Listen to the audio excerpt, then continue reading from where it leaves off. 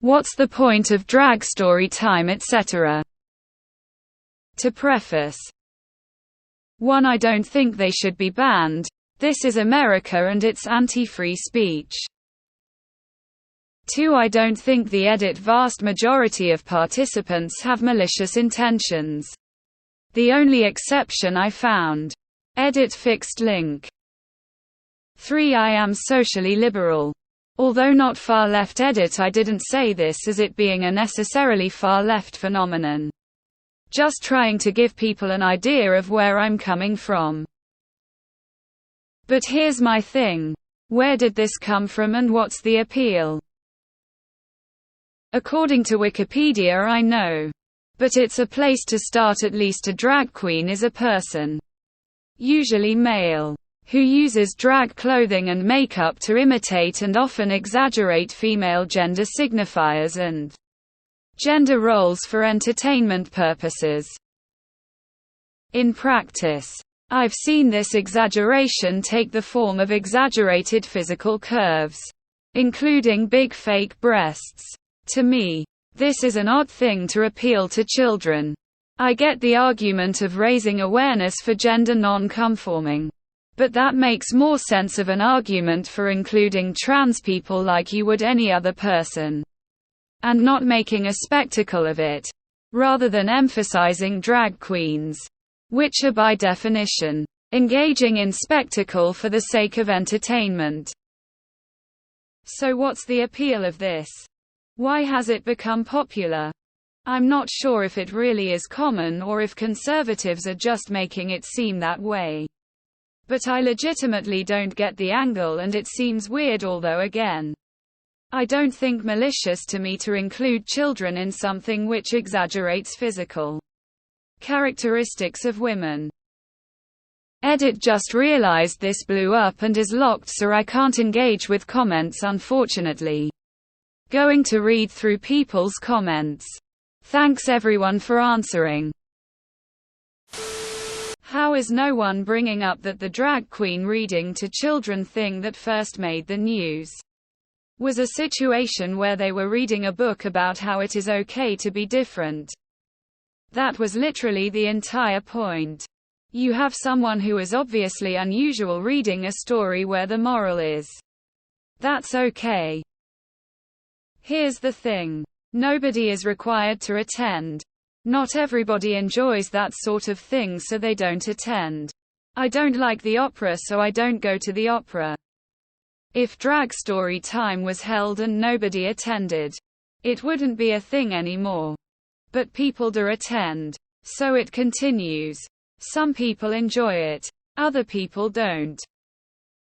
Kids like people in funny costumes reading them stories. It really isn't any deeper than that. Drag queens doing family-friendly events are usually far more covered than they would be in adult contexts. Simply having breasts isn't a sexual act, otherwise cis women existing would be sexual. Drag queens are similar to clowns in a lot of ways. Yes, there are sexual drag shows out there. There are also wholesome, fun drag queen story time events at libraries. It's pretty fucking obvious which is which. I don't see conservatives trying to ban Ronald McDonald because of Violent J and Shaggy 2 Dope. If you were a kid, would you rather Joe Dickhead in a suit who just shows up, says hi and reads, or some colorfully dressed person who is super comfortable in front of crowds and will be reading, acting about cat astronauts? It was a very minor thing that only really caught on when people started protesting. What was a very niche thing has become huge. Which ironically is very funny that the protests made him popular. Story time for kids is story time for kids. And welcoming an unfairly maligned minority into greater social participation and approval is generally good for society. Entertainment. Drag queens are performers, like actors, and they tailor their performances to suit the audience. For the kids' case, it's fun. colorful costumes and emotive readings. It's not sexual. There are no pole dances, stripping, or any other lascivious act that right-wingers will think up. And I'm sure they'll think of a whole bunch of them because that's apparently what gets their imaginations most active. But kids will just enjoy the costumes and storytelling. My daughter liked drag story time because a princess was reading a funny book. And then she got to look at the princess's crown, the diamonds and her very puffy skirt, and take a picture with a princess. It was magical for her, and the drag queen was really good at read alouds and managing a room with 30 under 3s. It was an absolutely age-appropriate story time. Entertainment, exposure, teaching acceptance. I don't think it's that deep. Conservatives complained when one of the Teletubbies carried a purse. So there's really no way to ever placate them. Even if everyone dressed according to rigid gender norms, they'd still call outliers tomboys or effeminate no matter what. That said, I don't know how or why drag story time came to be. But if you don't like it, don't take your kid. I never take my kid to church. Have you ever seen Mrs. Doubtfire? Robin Williams dresses up like an old woman so he can spend more time with his kids right under the nose of his ex-wife. Drag queens are entertainers, performers. While not every performance is all ages, like perhaps some of the late-night sketch comedy variety, a great many of the performances are. Drag has been around for absolutely ages, and at least here in the UK the pantomime usually involves men dressed up as women in a comical way, and it's for kids mostly. I think it's just meant to be a frothy bit of silliness for kids to have a book read to them by a funny man dressed in a funny outfit. Obviously, absolutely mentalists have turned this into a foundation for an incredibly insidious moral panic. Sad shit. I went to an all-boys Catholic school. If I was read to by drag queen as a kid, I would not have followed the mold of calling anyone effeminate, gay, and using homophobic slurs as pejorative terms. Anyone who went to a similar school will know how it goes there. It's a prison environment.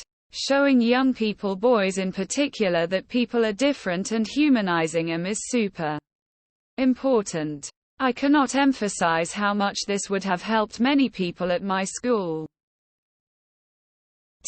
Our world is literally full of things emphasizing the physical characteristics of women.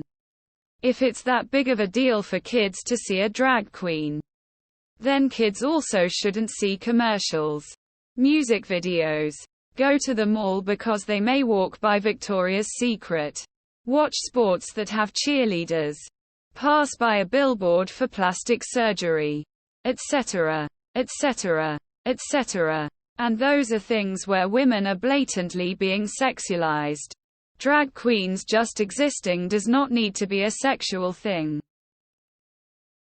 As a counter-example, I attended a lot of holiday event parades and pep rallies as a kid in my small conservative hometown, and there were always women dancers who were minimally clothed, and they performed in a way that was exaggeratingly feminine. Again, this was a staple of entertainment in my very conservative small town. But it's drag queens that get complained about. So I don't think the exaggerated feminine physical characteristics that some people dislike. It's like a clown or magician at a kid's birthday party. Fun, light-hearted entertainment. To distract from not getting education, not getting living wage, not getting health care, not getting affordable housing, not getting the truth. Got lots of money for proxy wars. No question.